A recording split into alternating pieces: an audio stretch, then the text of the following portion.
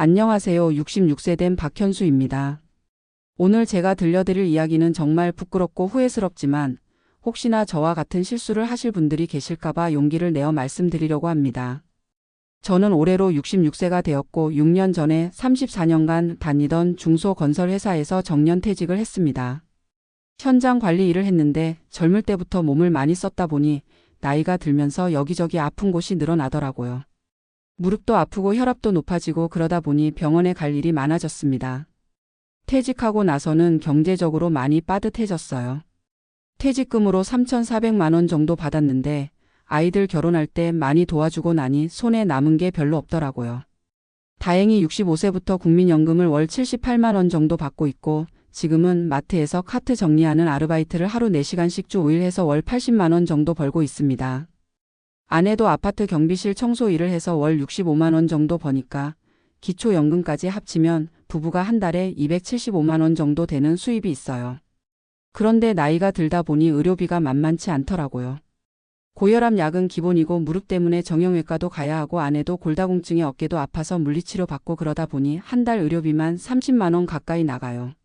생활비 180만 원에 의료비 30만 원, 경조사비나 기타 지출까지 하면 한 달에 250만 원은 훌쩍 넘어가니까 저축은 거의 못하는 상황이었습니다. 그런 와중에 6년 전쯤, 그러니까 제가 정년퇴직하고 얼마 안 되었을 때 건강검진을 받았는데 공복혈당이 120 정도 나오면서 당뇨 전단계라는 진단을 받았어요. 그때 정말 충격이었죠. 설마 내가 당뇨까지? 싶어서 며칠 밤을 제대로 잠도 못 잤습니다. 의사 선생님이 생활습관 개선하고 정기적으로 검사 받으라고 하시면서 혈당 수치가 계속 오르면 약을 먹어야 한다고 하시더라고요. 처음에는 식단 조절하고 운동도 해보려고 노력했는데 아무래도 젊을 때처럼 쉽지가 않더라고요. 그러다 보니 혈당 수치가 점점 올라가서 결국 당뇨약을 처방받게 되었습니다. 문제는 그 약값이었어요. 한 달에 2만 원 정도 하는데 지금 와서 생각해보면 별로 큰 돈도 아니었지만 그때는 퇴직하고 수입이 확 줄어든 상황이라 모든 지출이 부담스러웠거든요. 그러던 중에 같은 현장에서 일했던 친구들과 동네 공원에서 만나서 이야기를 하게 되었어요. 그 친구들도 다들 제 또래라 비슷한 고민을 가지고 있었습니다. 한 친구는 혈압약을 먹고 있고 다른 친구는 저처럼 당뇨약을 먹고 있고 그랬어요. 그런데 그중에 이철호라는 친구가 있었는데 이 친구가 자기도 당뇨약을 먹고 있다면서 야, 현수야, 너 그 비싼 약 왜 사 먹어? 나랑 같은 약인데 내가 남는 거 줄까? 이렇게 말하는 거예요. 처음에는 그게 말이 되나라고 생각했어요. 하지만 철호가 보여준 약을 보니까 정말 저랑 똑같은 약이더라고요. 메트포르민이라는 당뇨약이었는데 모양도 똑같고 회사도 같았어요. 철호가 말하기를 자기는 3개월치씩 받아오는데 가끔 먹는 걸 깜빡해서 남는다는 거예요. 그래서 버리기 아까우니까 내가 가져가라고 하더라고요. 그때 아내한테 이야기했더니 병원에서 정확히 처방받아서 먹어야지 어떻게 남의 약을 먹어? 라고 하면서 걱정하더라고요. 하지만 저는 같은 약인데 뭐가 달라? 어차피 약값 아끼면 좋은 거 아니야? 라는 생각이 들었어요. 솔직히 말하면 한 달에 2만 원이라도 아껴보고 싶었거든요. 그래서 철호한테서 약을 받아서 먹기 시작했습니다. 처음에는 조금 찜찜했지만 먹어보니까 별다른 이상이 없더라고요. 오히려 혈당이 떨어지는 것 같아서 역시 같은 약이구나라고 생각했어요. 그렇게 한 달, 2달 지나가니까 철호한테서 약 받아 먹는 게 자연스러워졌습니다. 철호도 내가 어차피 남는 약 버릴 거니까 내가 가져가는 게 낫다면서 계속 주더라고요. 그런데 지금 생각해보니 철호는 당뇨 진단받은 지 10년이 넘었고 저보다 증상이 훨씬 심했었어요. 그래서 약 용량도 저보다 훨씬 많이 처방받았던 거였는데 그때는 그런 것까지 생각하지 못했죠. 그렇게 1년 넘게 철호 약을 받아 먹으면서 지냈는데 가끔 어지럼증이 있었어요. 특히 오전에 마트에서 일할 때 갑자기 어지러워서 잠깐 쉬어야 하는 경우가 있었거든요. 그런데 그냥 나이 들어서 그런 거라고 생각했어요. 아니면 일이 힘들어서 그런 거라고 말이죠. 아내가 요즘 자주 어지럽다고 하는데 병원에 가보는 게 어때? 라고 했지만 저는 괜찮다. 그냥 쉬면 나아져라고 하면서 넘어갔어요. 솔직히 병원 가서 검사 받으면 또 돈 나가는 게 부담스러웠거든요. 그런데 지난달 말이었어요. 평소처럼 아침에 철호한테서 받은 약을 먹고 마트에 출근했는데 일하다가 갑자기 식은땀이 나면서 손이 심하게 떨리기 시작했어요. 어지럼증도 심해지고 머리가 띵해지더라고요. 그래도 참고 일하려고 했는데 카트를 밀다가 그만 쓰러져 버렸어요. 다행히 마트 직원들이 바로 119를 불러줘서 응급실로 실려갔는데 응급실에서 혈당을 재어보니까 40대까지 떨어져 있더라고요. 정상 혈당이 80에서 120 사이인데 40대면 정말 위험한 상황이었던 거죠. 의사 선생님이 말씀하시기를 심한 저혈당 쇼크 상태였다. 조금만 늦었으면 의식을 잃고 혼수 상태에 빠질 수도 있었다고 하시더라고요. 그때서야 정신이 번쩍 들었어요. 의사 선생님이 제가 어떤 약을 먹고 있는지 물어보시길래 솔직하게 친구한테서 받은 약을 먹고 있다고 말씀드렸더니 정말 크게 혼이 났어요. 환자분, 당뇨약은 개인의 상태에 따라 용량을 조절해서 처방하는 겁니다. 같은 약이라고 해도 사람마다 필요한 용량이 다른데 다른 사람 약을 먹으면 이렇게 위험한 상황이 생길 수 있어요.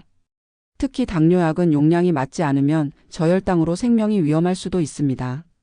그제서야 제가 얼마나 무모한 짓을 했는지 깨달았어요.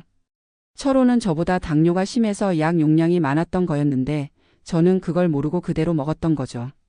게다가 철호는 체구도 저보다 크고 체중도 많이 나가는데 저는 상대적으로 마른 편이라 같은 용량의 약이 저한테는 과도했던 거였어요.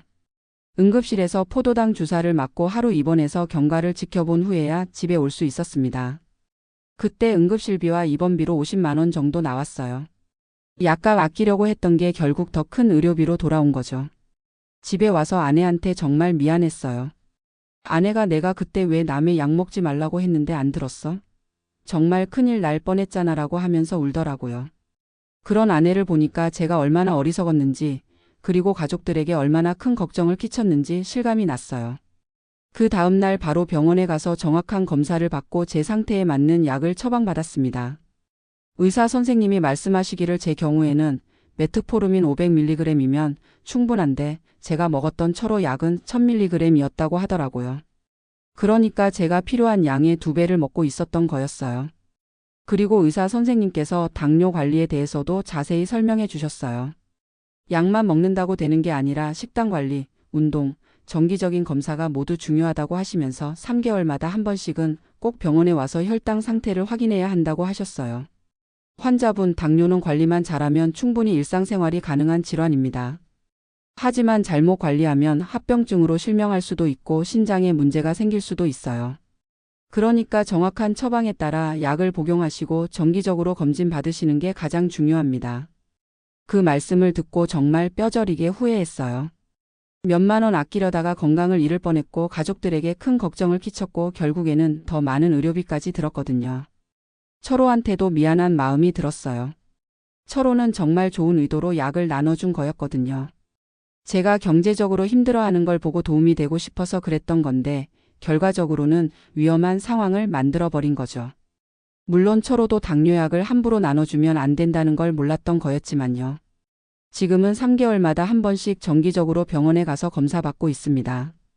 혈당 수치도 안정적으로 관리되고 있고 합병증 검사도 받으면서 건강 상태를 꼼꼼히 체크하고 있어요. 의료비가 한 달에 5만 원 정도 더 들지만 이제는 그게 투자라고 생각해요. 미리미리 관리해서 큰 병을 예방하는 게 결국에는 더 경제적이거든요. 식단 관리도 제대로 하려고 노력하고 있어요. 아내가 당뇨에 좋은 음식들을 찾아보면서 식단을 짜주고 있고 저도 달고 짠 음식을 피하려고 노력하고 있습니다. 운동도 매일 30분씩 걷기 운동을 하고 있어요. 처음에는 힘들었는데 이제는 습관이 되어서 하루라도 안 걸으면 뭔가 허전할 정도예요. 그리고 무엇보다 중요한 건 이제는 건강 관련해서는 반드시 의사와 상의한다는 원칙을 세웠어요. 아무리 친한 친구라도 아무리 좋은 의도라도 처방전 없는 약은 절대 먹지 않기로 했습니다. 최근에 또 다른 친구가 혈압약 좋은 거 있는데 먹어볼래? 라고 하더라고요. 예전 같으면 어디 한번 보자라고 했을 텐데 이제는 딱 잘라서 고맙지만 내 약은 병원에서 처방받은 걸로만 먹을게라고 말했어요. 저희 또래 어르신들 보면 의외로 이런 경우가 많아요. 서로 좋다는 약 정보 공유하고 남는 약 나눠 먹고 그런 경우가 정말 흔하거든요. 특히 경제적으로 어려운 분들일수록 약값 아끼려고 이런 일을 하시는데 정말 위험한 일이에요. 당뇨약 같은 경우는 특히 더 위험해요. 혈당을 조절하는 약이라서 용량이 조금만 맞지 않아도 저혈당이나 고혈당으로 응급 상황이 생길 수 있거든요. 저처럼 저혈당 쇼크로 쓰러질 수도 있고 반대로 약이 모자라면 혈당이 급격히 올라가서 의식을 잃을 수도 있어요. 혈압약도 마찬가지예요. 사람마다 혈압 수치가 다르고 몸 상태가 다른데 다른 사람 약을 먹으면 혈압이 급격히 떨어져서 실신할 수도 있고 반대로 효과가 없어서 뇌출혈이 생길 위험도 있어요. 그리고 많은 분들이 모르시는 게 같은 이름의 약이라도 제조회사가 다르면 성분이나 농도가 조금씩 다를 수 있다는 거예요. 게다가 사람마다 몸무게, 나이, 다른 질환 유무에 따라서 필요한 용량이 다르거든요.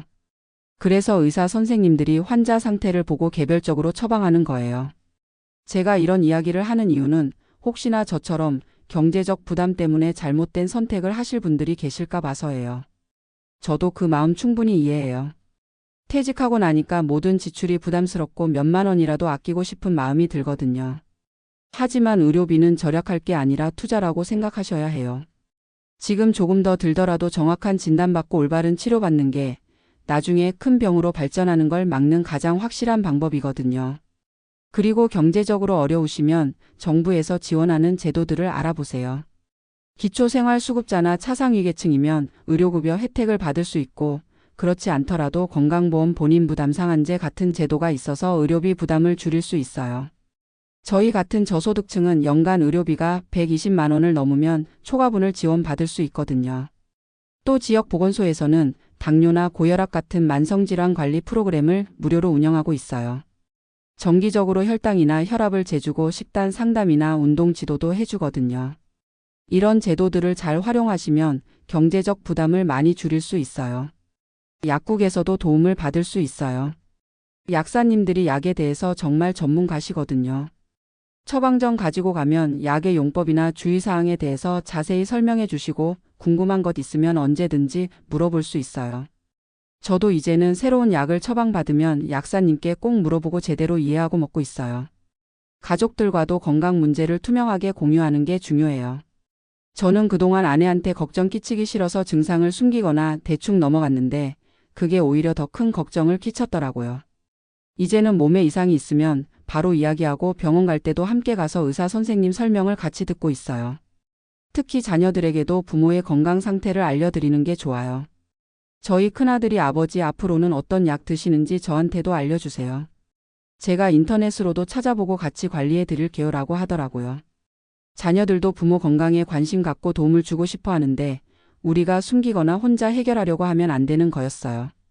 저는 이제 정기적으로 병원에 다니면서 건강 관리를 하고 있지만 여전히 그때 일을 생각하면 아찔해요. 정말 큰일 날 뻔했거든요. 하지만 그 일을 계기로 건강의 소중함을 다시 한번 깨달았고 올바른 건강관리 방법을 배울 수 있었어요. 마지막으로 꼭 말씀드리고 싶은 건 건강은 돈으로 살 수 없다는 거예요. 아무리 경제적으로 어려워도 건강을 잃으면 정말 아무것도 할 수 없어요. 저도 쓰러지고 나서야 깨달았지만 건강한 하루하루가 얼마나 소중한지 모르겠어요. 그리고 좋은 의도라도 전문성이 없으면 오히려 해가 될 수 있다는 걸 배웠어요. 철호도 정말 저를 도와주려는 마음에서 약을 나눠준 거였지만 결과적으로는 위험한 상황을 만들었거든요. 건강 문제만큼은 반드시 전문가와 상의해야 한다는 걸 뼈저리게 느꼈습니다. 지금 저처럼 경제적 부담 때문에 치료를 미루거나 잘못된 방법을 선택하려고 하시는 분들이 계시다면 제발 그러지 마세요. 정부 지원 제도도 많이 있고 병원에서도 경제적 사정을 고려해서 치료 계획을 세워주거든요. 무엇보다 예방이 최고의 치료라는 걸 기억하세요. 건강은 정말 소중한 거예요. 돈은 다시 벌 수 있지만 건강은 한번 잃으면 되찾기 어려워요. 저는 다행히 큰 사고 없이 깨달을 수 있었지만 모든 분들이 저처럼 운이 좋을 수는 없거든요. 부디 제 이야기를 듣고 계신 모든 분들이 올바른 방법으로 건강을 관리하시길 바랍니다. 그리고 주변에 저처럼 잘못된 방법으로 약을 복용하시는 분이 계시다면 꼭 말려주세요. 그것이 진정한 도움이에요. 건강한 모습으로 가족들과 더 오래 함께할 수 있도록 우리 모두 올바른 건강관리 습관을 만들어가요. 감사합니다.